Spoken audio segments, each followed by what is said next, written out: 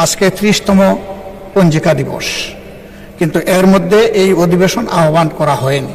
জনরায়কে সম্মান দিতে হবে, কিন্তু সেটা সাংবিধানিকভাবে দিতে হবে, আইনগতভাবে দিতে হবে।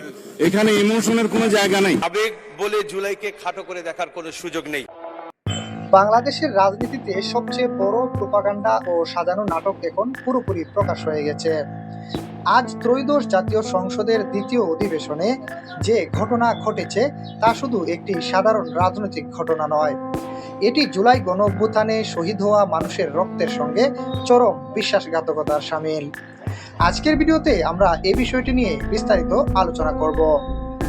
জুলাই সনদ এটি কোনো সাধারণ বিষয় নয়, এটি বর্তমান রাজনৈতিক বাস্তবতার প্রতিফলন। ডাক্তার শফিকুর রহমানের সংসদে ভাষণের যুক্তি অনুযায়ী এই সংসদ অধিবেশন স্বাভাবিক পরিস্থিতির মধ্যে না আসা পর্যন্ত জুলাই ঘোষণার বিষয়টি সামনে আসবেই।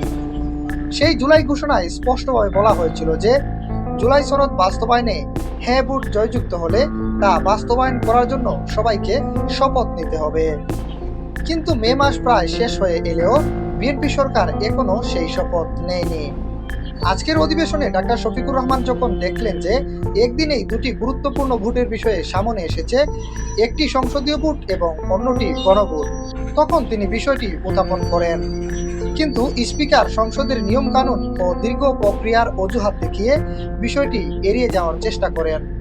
ডাক্তার শফিকুর রহমান তখন স্পিকারকে সরাসরি চ্যালেঞ্জ করে বলেন, এই বিষয়টি আজই আলোচনায় আনতে হবে। তিনি 5 জুলাইয়ের ঘটনাকে সামনে এনে বক্তব্য রাখেন।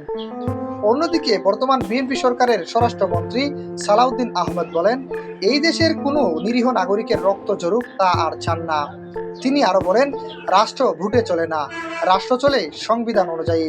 তিনি বারবার সংবিধানের অজুহাত দিচ্ছেন, কিন্তু এখানেই বড় প্রশ্ন উঠে আসে, কারণ জুলাই ঘোষণার ভিত্তিতেই দেশের প্রায় 70% মানুষ তাদের সমর্থন দিয়েছিল, অথচ সালাউদ্দিন আহমেদের সরকারেই সেই 70% মানুষের সরাসরি ম্যান্ডেট বা গণরায়ের কোনো প্রতিফলন নেই।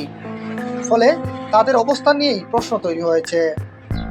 এখন বিএনপির নির্বাচিত এমপিরা ডাক্তার শফিকুর রহমানের বিরুদ্ধে সংবিধানের যুক্তি তুলে ধরছেন।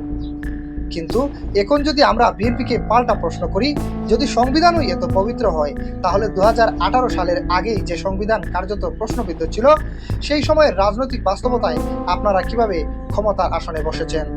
আর যদি সংবিধান এতই গুরুত্বপূর্ণ হয়, তাহলে 5 আগস্টের পর ডক্টর ইউনূসের অন্তর্বর্তী সরকারের মতো রাজনৈতিক ঘটনাগুলোরও তো সংবিধানে স্পষ্ট কোনো উল্লেখ নেই।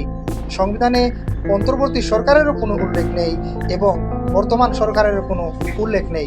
সব মিলিয়ে এখন বিএনপি সরকার একটি বড় আইনি ও রাজনৈতিক সংকটে পড়েছে। তাদের বক্তব্য ও বাস্তবতার মধ্যে স্পষ্ট দ্বৈত মানদণ্ড দেখা যাচ্ছে। দ্বিমুখী একটি অবস্থানের কারণে হয়তো একদিন বিএনপিকে চরম মূল্য দিতে হতে পারে। এম এ আহমদ, দৈনিক আমার জিহাদ।